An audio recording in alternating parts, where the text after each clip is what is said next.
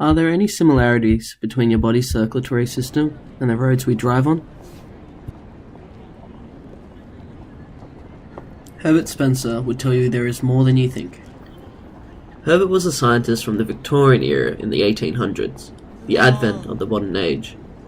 He explored the scientific fields of biology, anthropology, sociology, psychology, pretty much anything with ology, he had looked into it.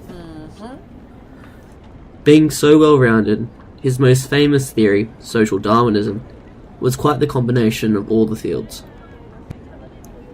Now, Darwinism was based off Charles Darwin, another notable scientist of the Victorian era.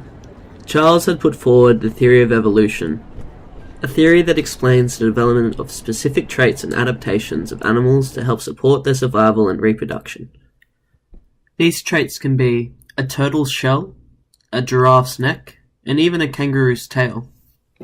All these traits were once just random mutations, but they proved themselves to be highly beneficial. Being so positive, they were propagated and promoted down future generations.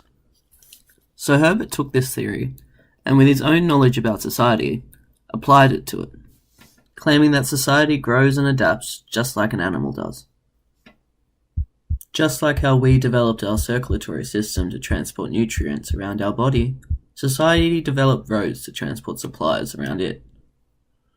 Traits aren't always kept though. A good example of this is the ancient Roman system of water reservoirs and aqueducts, a system very close to modern-day plumbing. The technology was lost with the fall of the Roman Empire, and it took nearly 500 years to be rediscovered. The apparent ability to lose and gain traits so simply and quickly helped Herbert to produce the famous term, survival of the fittest, which is now used to explain nearly all forms of evolution. But, unfortunately for Herbert's sake, the term was accredited to Charles Darwin instead of himself. Even with his thunder stolen, it didn't slow Herbert down. Even when he got old and kooky, with less and less people taking his words seriously, he tried his hardest to stay on top. For him, life was simply survival of the fittest. And without his work, our understanding of the world around us would be nowhere near what it is today. Yay!